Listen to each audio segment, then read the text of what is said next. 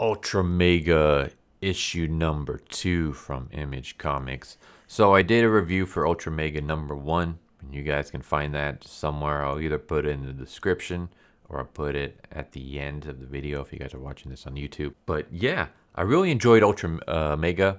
It was basically a horror version of Tokusatsu stories. It was basically Ultraman. I mean, it was straight up Ultraman.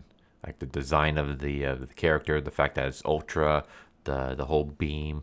Like it's basically bootleg Ultraman, but with a lot more horror and gore, and he's fighting Lovecraftian creatures. So yeah, that was pretty cool. Like that's like, all right, that's totally up my alley because I freaking love Ultraman. I freaking love Lovecraft and horror and stuff like that. So you combine the two and you got my attention. So yeah, I love that. I enjoyed this issue, but I'm not a fan of the direction it went. So right before I get to that, I'll just do like a brief little thing about the previous issue. So the previous issue, we had our main character who was the Ultramega, and he was granted powers by aliens. There's this disease, it's basically a Kaiju virus that's infecting humans and turning them into like Kaiju monsters. There's one where basically it was his ex-wife and their son were basically Kaijus. They got infected, and the son became a giant monster and started attacking the city. And he basically sacrificed himself to kill his son. I believe his son is dead. They didn't mention anything about his son in this, but he ended up dying. He ended up basically being decapitated. And when he fell, his blood gushed out and drowned the city and wiped out almost everybody. There were still some people who survived. One of the people being his second son, who, because after he found out that his wife was infected and stuff like that, he basically left her and then moved on, found another woman, got her pregnant and stuff like that. And I think, this is just my theory, I think that kid is the new main character, but I'm not 100% sure. But yeah, anyways, that's what happened at the end of the other one. His decapitated body bled out, and the blood drowned everybody. And now we're like years later into the future. Before I get to that, we do start off with the Big Bang, and just basically how the Ultramega came to be. Like there's a Big Bang, there's a cosmic egg, it crashed. Ultramega was a hero, a warrior, a savior. He escaped from the cosmic egg, and he basically wanders the cosmic universe, destroying all the horrors. Basically, there's like cruelty and horror made flesh. These creatures are called kaijus, and it's Ultramega's job to kill them all. And then we cut to the new present day. So in the first issue, the series took place in the slightly near future. Like I would say, it wasn't necessarily cyberpunkish. It was like, but I would say it would maybe like 10 years before our time or something like that. Like there was robots and stuff like that, but it wasn't like, I wouldn't say it was a sci-fi setting, and I wouldn't necessarily call it cyberpunk. It was probably like before you get to cyberpunk. But now we take place in a post-apocalyptic world, and that's the whole thing I didn't really care for.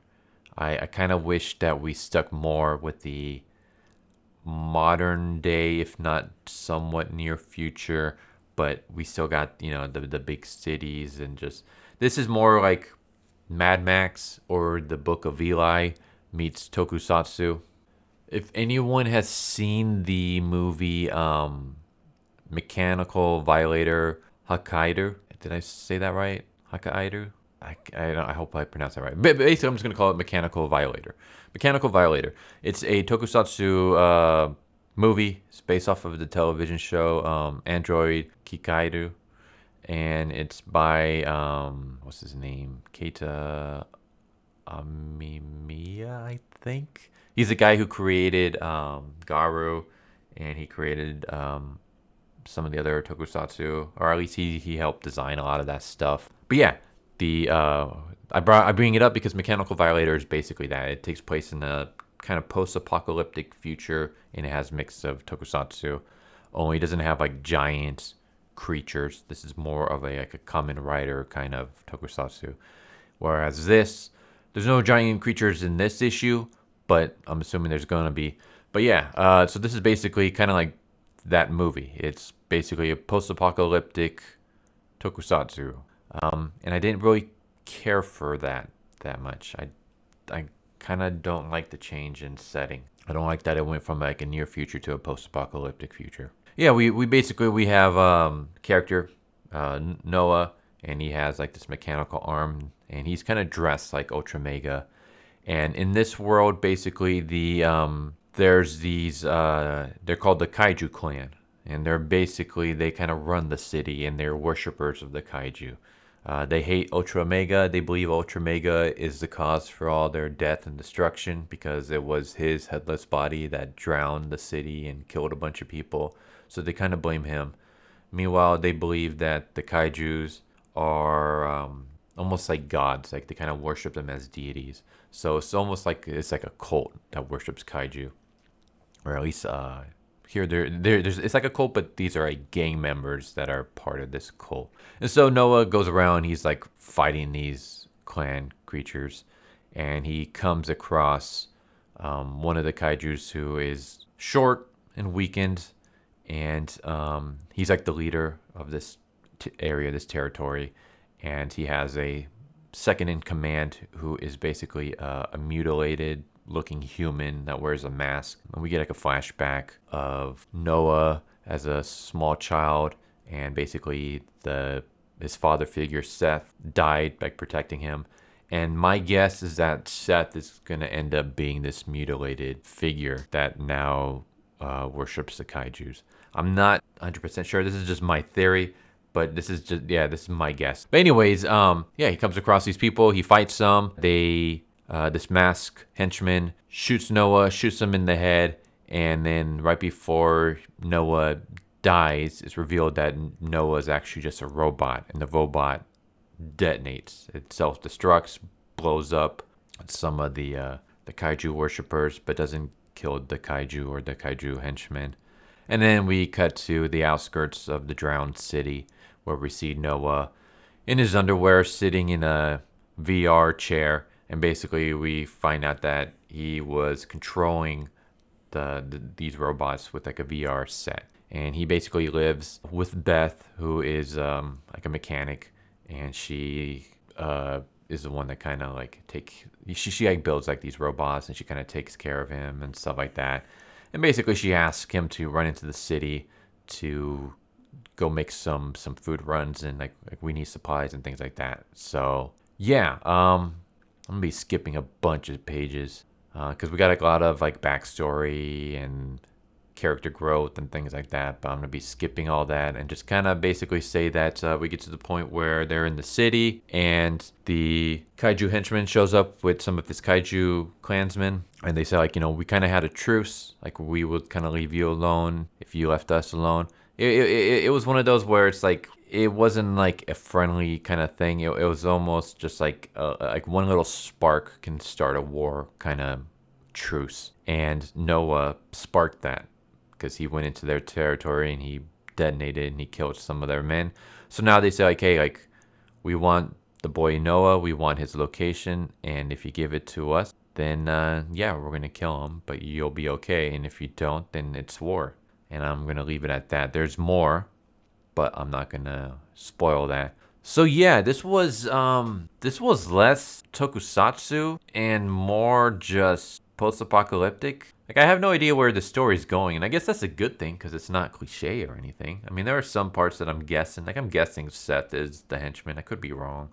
I'm guessing that Noah is the son of the Ultramega guy from the first issue, but I could be wrong. But yeah, I'm not really a big fan of the post-apocalyptic setting. I wish it had stuck to the setting that it did in the first issue and just build off from there rather than cutting. I think it cuts like 20 years into the future. Like there's a time skip between the last issue and this issue. And I think it's 20 years if I remember. And yeah, now we're basically in the wastelands where we're Mad Max, Book of Eli with kaijus, but not giant kaijus. In fact, we only see one kaiju in this, and he's like a small little creature that's wounded.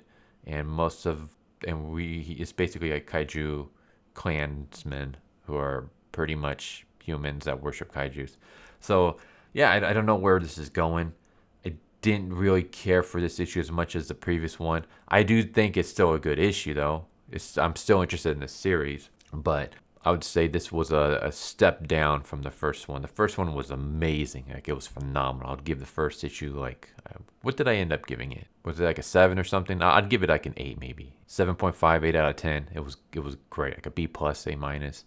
This issue I'd give like maybe a B minus. This would be like maybe a 6. Yeah, 6 out of 10.